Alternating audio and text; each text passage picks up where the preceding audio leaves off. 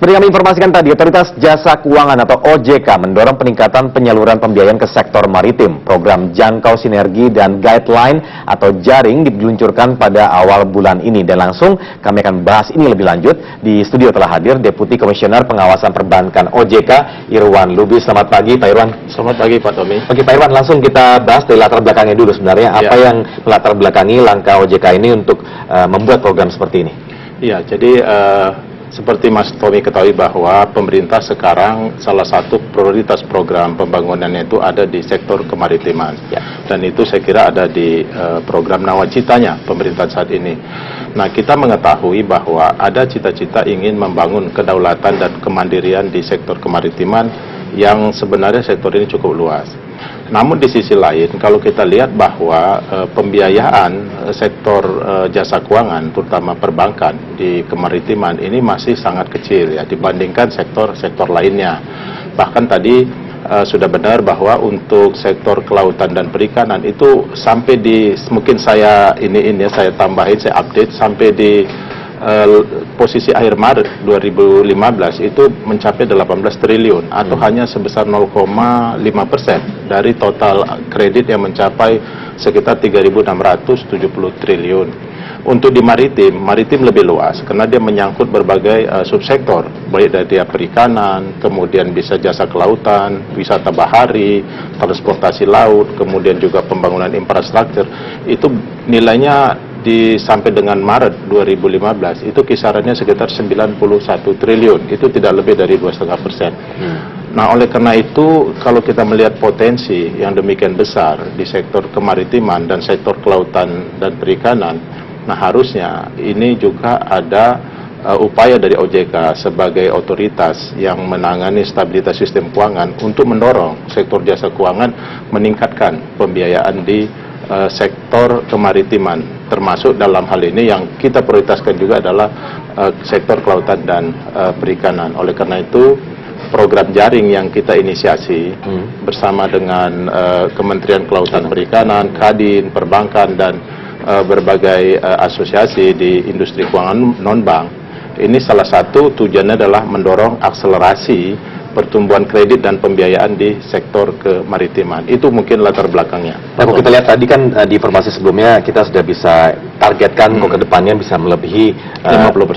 Ya. Tapi dengan target besar seperti ini, kira-kira program-program apa saja yang atau ruang lingkupnya seperti apa saja yang bisa dilakukan khususnya untuk pembiayaan atau kredit terhadap di sektor ini sendiri? Iya. Jadi kalau kita lihat bahwa jenis kredit perbankan yang bisa dikucurkan untuk sektor kelautan dan perikanan, termasuk sektor maritim, itu antara lain adalah jenis kredit investasi.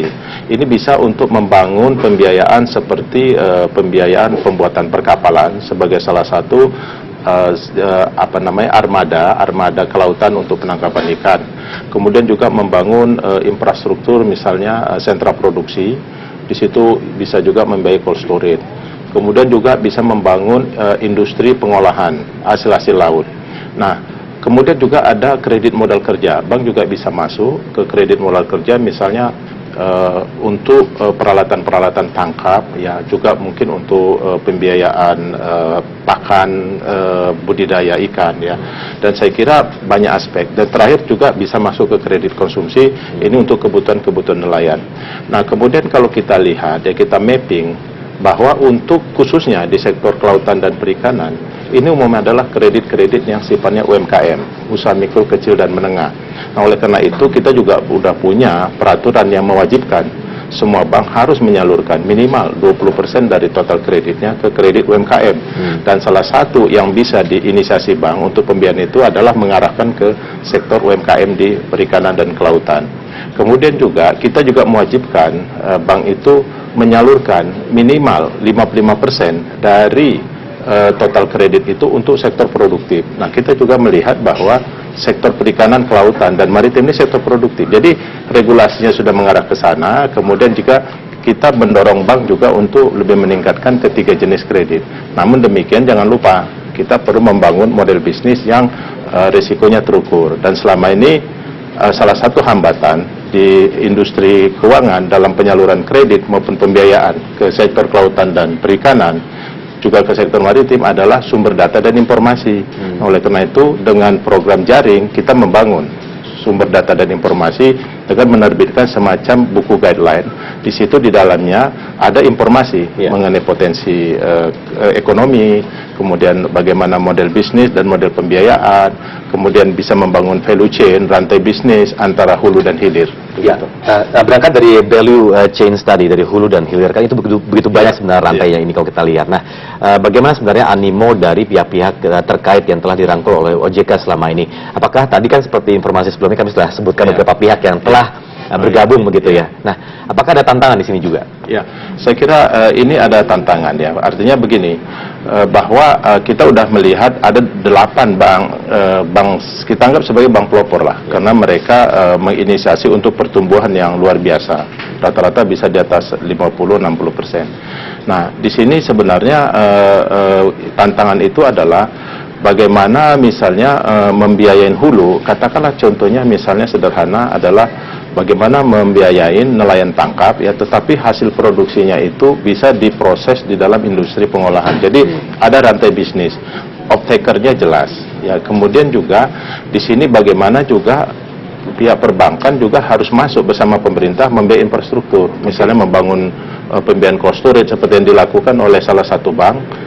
Saya sebut aja BNI di Takalare kemarin membangun cold storage, yaitu juga pabrik es, itu juga dalam rangka memberikan kualitas produksi, sehingga ini kita harapkan nanti rantai produksi dingin ini memberikan kualitas yang bagus dan harga yang baik bagi nelayan maupun produksi di bidang perikanan dan kelautan.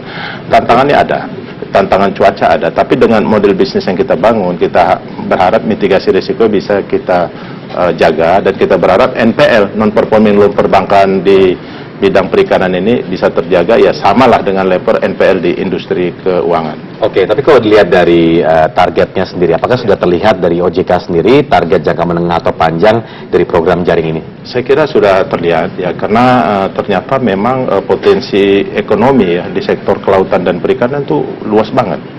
Dan di sini kalau kita lihat ya bahwa 8 bank ini sudah punya pipeline ya. Katakan contohnya, salah satu saya sebut aja, BNI itu kan merencanakan akan menyalurkan 1 triliun, BRI akan menyalurkan sekitar 2,5 triliun, tambahan kredit ini, Mandiri akan menyalurkan sekitar 1,4 triliun, kemudian Danamon ada 300 miliar dan seterusnya. Nah, mereka udah punya pipeline, ada yang ingin membiayai perkapalan, ada yang ingin membiayai sentra produksi, ada yang akan membiayai pabrik es, ada biayain kapal nelayan tangkap gitu. Jadi ini sudah ada pipeline. Di luar ini sebenarnya ini informasi penting. Di dalam rencana bisnis bank di awal tahun 2015 kita juga sudah melakukan manajemen meeting dengan semua bank untuk mereka meningkatkan juga pertumbuhan kredit di sektor kelautan dan perikanan dan sektor maritim. Oke, baik. Pak Irwan, mohon maaf waktu sudah habis. Terima kasih banyak telah hadir bersama kami. Terima kasih. Semoga sukses programnya. Baik. Terima kasih. Ya, pemirsa, kita langsung beralih ke